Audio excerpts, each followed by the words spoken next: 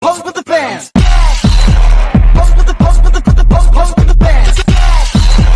Pose with the pose with the pose with the bands. Pose with the bands. Pose with the bands.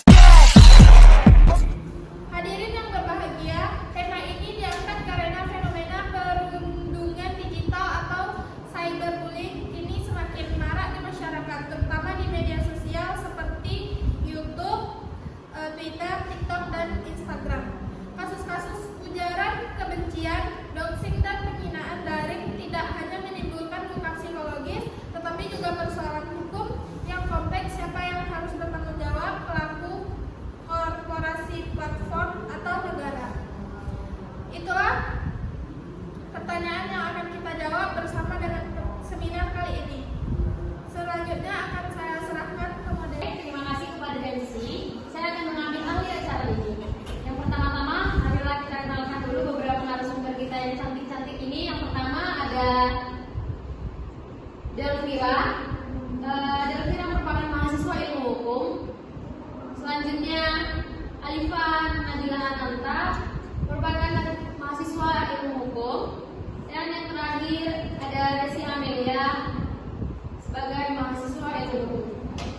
Baiklah, kepada narasumber pertama silakan Alifa Nadila Ananta. Terima kasih moderator. Hadirin sekalian, jika kita berbicara tentang tanggung jawab pidana platform digital, maka kita harus memahami dulu prinsip dasar hukum pidana bahwa pertanggungjawaban pidana tidak dapat dikenakan kepada pihak yang memiliki kesalahan dan kesadaran hukum. Dalam konteks cyberbullying, pelaku langsung tentu saja bisa dijerat pasal 27 ayat 3 dan pasal 28 ayat 2 UU ITE yang mengatur penghinaan dan ujaran kebencian. Namun, bagaimana dengan platform seperti YouTube, X atau TikTok? Secara umum, mereka tidak dapat langsung dipidana karena bukan pelaku utama. Namun, jika terbukti mengetahui adanya konten melanggar hukum dan dia tidak bertindak, maka mereka bisa dimintai pertanggungjawaban pidana sebagai penggiat atau turut serta dalam pasal 55 sampai 56 KUHP. Disinilah peran prinsip safe harbor muncul. Prinsip ini melindungi platform dari tanggung jawab hukum selama mereka tidak mengetahui pelanggaran dan segera menghapus konten setelah ada laporan. Namun sayangnya dalam praktik di Indonesia banyak platform yang lambat merespon laporan pengguna. Padahal keterlambatan itu bisa menimbulkan dampak besar bagi korban. Contoh kasusnya yaitu video berisi penghinaan terhadap tokoh publik di YouTube tahun 2022 yang baru dihapus setelah menjadi viral selama berminggu-minggu. Ini menunjukkan lemahnya pengawasan dan koordinasi antara Kominfo dan penyedia platform. Itu saja bisa saya sampaikan. Terima kasih moderator. Baik, silakan duduk. Terima kasih. Baik, terima kasih atas waktunya. Saya akan menjelaskan dalam buku perdata persoalan ini bisa dilihat melalui pasal 1365 KUH Perdata yang berbunyi tiap perbuatan yang melanggar hukum dan membawa kerugian kepada orang lain mewajibkan orang yang karena salahnya menerbitkan kerugian itu mengganti kerugian tersebut. Artinya, bila platform lalai misalnya tidak menghapus konten yang sudah dilaporkan sebagai penghinaan, maka kelalaian itu bisa dianggap sebagai perbuatan melawan hukum. Tanggung jawabnya bersifat vicarious liability, yaitu bertanggung jawab karena kegagalan dalam pengawasan.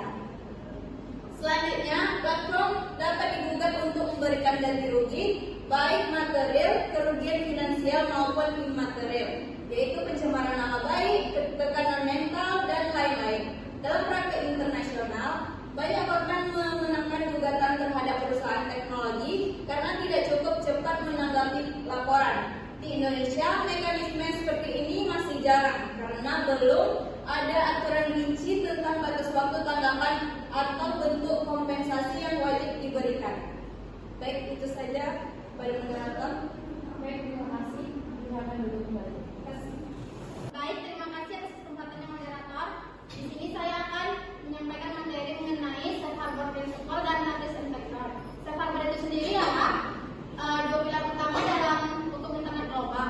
Safe harbor melindungi platform agar tidak langsung bertanggung jawab atas konten pengguna selama mereka bertindak cepat setelah diberitahu. Notice and takedown adalah mekanisme resmi bagi pengguna atau pemerintah untuk melakukan konten ilegal agar segera dihapus.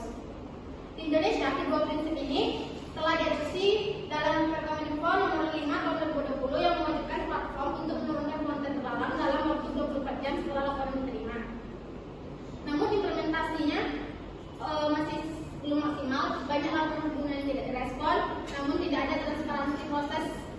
moderasi konten. Kita butuh lembaga pengawas independen agar media seni ini tetap tidak disalahgunakan untuk sensor politik atau pembatasan kebebasan berekspresi.